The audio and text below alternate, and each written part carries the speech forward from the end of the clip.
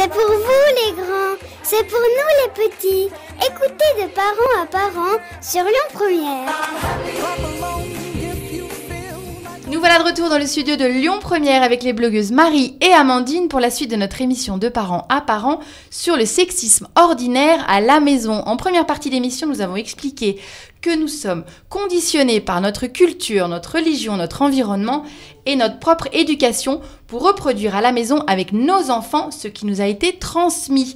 Heureusement, nous pouvons aussi éduquer différemment et c'est ce que Marie et Amandine vont nous raconter. Alors Marie, tu voyages beaucoup avec tes enfants et ton mari, hein et qu'est-ce que vous avez rapporté de vos voyages et qui est en place aujourd'hui à la maison ou au contraire, vous avez vu des choses vraiment... Enfin, finalement, la France, c'est pas si mal. Et raconte-nous. Oui, alors, c'est-à-dire que quand on voyage... on aimerait voyager plus quand même. Je ne voyage pas tant que ça, mais bon. En tout cas, ce qui nous intéresse quand on voyage, c'est pas tant la découverte des lieux, même si évidemment, c'est toujours intéressant, mais c'est presque plus une découverte des humains, et donc des hommes et des femmes qui vivent dans les pays où on va. Et effectivement, ça ne se passe pas partout pareil. Et ça m'intéresse bien de pouvoir parler, alors surtout avec Esther parce que c'est la plus grande, de la condition de la femme ailleurs dans le monde. Donc quand on est allé en Inde ou en Thaïlande, voilà, les choses sont différentes. Donc effectivement, c'est des endroits où on se dit que on n'est pas forcément mal loti chez nous. Après, on voyage aussi, on a fait un voyage en Europe du Nord. Là, c'est très différent. Évidemment, on voit bien qu'il y a une égalité évidente en fait, et elle existe quand même en France, mais elle est moins évidente. Elle est toujours remise en question. Même si, en fait, dans les faits, autour de moi, c'est quand même assez égalitaire. Ouais, tout dépend de l'environnement que tu Oui, crées. je suis tout à fait d'accord. Non, t'as tout à fait raison. Mais bon, j'ai pas tant à me plaindre que ça. Mais n'empêche que c'est remis en question, alors qu'il y a des pays où voilà, cette remise en question c'est acquis de base. C'est acquis depuis longtemps. Non Amandine, quand on reçoit un super livre qui s'appelle la tractopelle d'Axel, est-ce qu'on est content d'avoir un livre comme ça de chez Fleurus? Quand j'ai vu la version, la collection Petites Filles, je me suis dit que pour les garçons c'était moins pire. Ah d'accord, ok, carrément, parce que ça s'appelle comment chez les petites filles? Alors chez les petites filles, il y a des titres assez originaux comme Chloé joue à faire le ménage par exemple. Ah oui d'accord, ça conditionne bien là. De conditionner un petit peu les filles à leur rôle réel dans la vie, qui est d'entretenir un foyer correctement. Oui.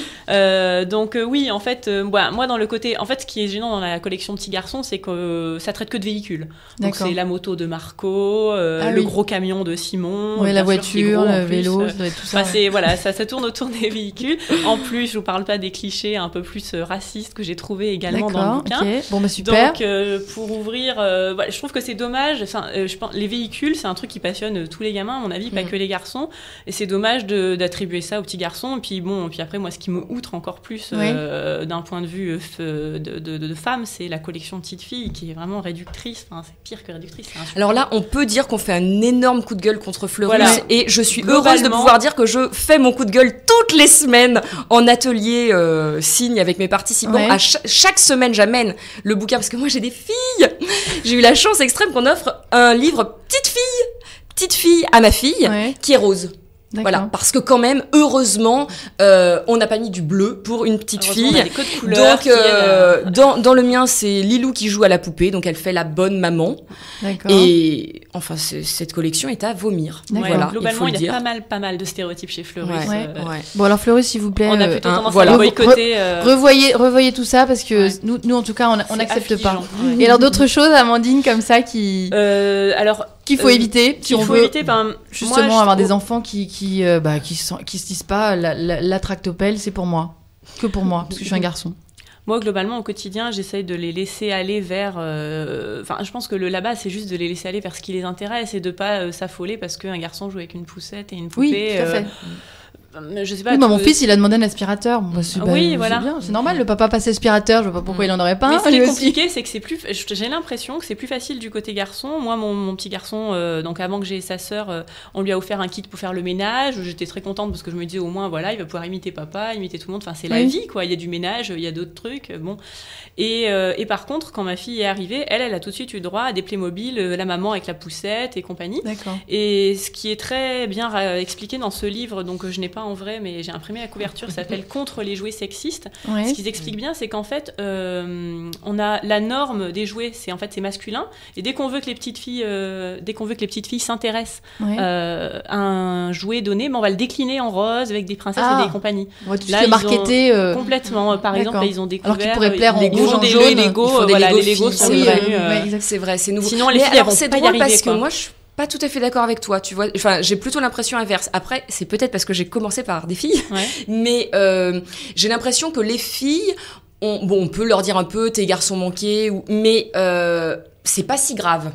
Déjà, les filles peuvent plus facilement s'habiller n'importe comment. Enfin, je veux dire, on va pas juger une fille qui met du bleu. Alors que mon fils, moi j'adore le rose, donc à l'inverse de à peu près tout le monde ici. Le rose est toujours mal vu, mais moi j'aime le rose pour moi. Non, mon fils il met du violet. Voilà, et moi mon homme s'habille en 13 rose. ans, hein. Et donc mon fils aussi s'habille en rose de temps en temps. Et là, c'est l'horreur absolue, quoi. Comment ça, t'habilles ton fils en rose? Et je me suis beaucoup posé la question dernièrement parce que j'ai eu de nombreux galas de danse de fin d'année avec ma fille. Et mes filles sont passionnées de danse, mais en plus, leur père travaille dans la danse. Ah oui. Donc forcément, la danse a de l'importance à la maison. Et donc, Abel danse vachement bien comme ça. Et tu danses bien, hein. Je me suis dit, mais qu'est-ce qu'on fait s'il veut faire de la danse? Trop grave, quoi. Qu'est-ce qu'il va faire? Puisqu'évidemment, dans les cours de danse, il n'y a pas un seul garçon. Bah oui, je me demande toujours comment font les danseurs. Alors, plein. Par contre, c'est très intéressant parce que moi, j'espère bien pour lui, s'il veut faire un métier artistique, je lui conseille la danse, hein, parce qu'il est sûr de réussir. Ouais. Les danseurs ont des facilités extrêmes à faire de la danse par rapport à une danseuse, il n'y a pas photo. Il y a moins de concurrence. Ah bah, c'est le moins qu'on puisse dire.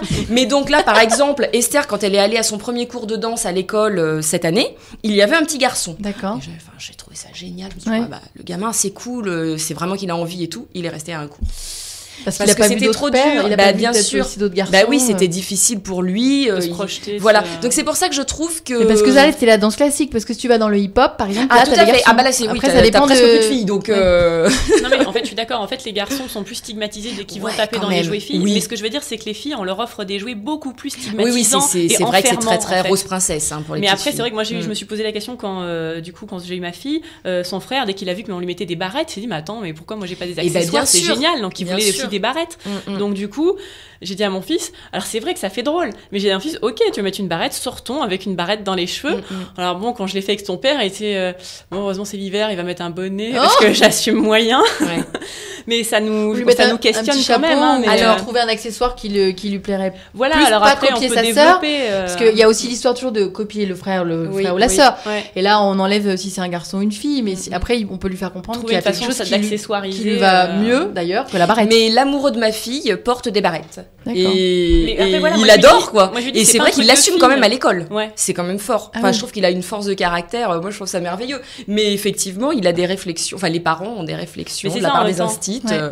Moi, je veux pas l'enfermer là-dedans. Je lui dis, les barrettes, c'est pas pour les filles, c'est pour les gens qui ont les cheveux longs et qui veulent pas avoir les cheveux dans les yeux, quoi. En gros, au tennis. Moi, je regarde au tennis. Vous avez regardé ou au foot? Voilà, tout à fait. Ils ont des. Évidemment, ils sont censés être sexy et porter. Donc maintenant, ils ont tous des bandeaux ou des serre-têtes et on se dit, ah tiens, c'est joli. Bah oui, tout à fait. Bon, bah super. Bah écoutez, est-ce que vous avez un dernier message à laisser à nos auditeurs, internautes, justement pour qu'ils aient une éducation qui soit moins genrée, on dira? Quelques pistes. Oui, bah, peut-être déjà faire attention à la caricature de. Je pensais à une fille qui m'a répondu sur les réseaux sociaux et qui donne un exemple. Voilà, je vois un groupe d'enfants dans la rue. Tous les enfants bougent et l'animateur dit « Les garçons, arrêtez !» Ah, oui, non. Et c'est évident que les filles aussi bougent. Mais encore heureux, parce qu'après, peut-être qu'elles le feront moins, parce qu'on leur explique quand même qu'elles sont censées être posées. Tout à fait, exactement. Donc, c'est pas forcément faire attention tout le temps, mais juste, en tout cas, en prendre conscience. L'agitation n'est pas forcément masculine. Ouais. L'énergie non plus, quoi. Tu vas voir, alors moi, je viens d'avoir un garçon, quoi. Oh, tu vas voir, ça n'a rien à voir. Ça reste un enfant. Comment dire Bon, écoutez, je vais vous couper, c'est très intéressant, il faut qu'on arrête.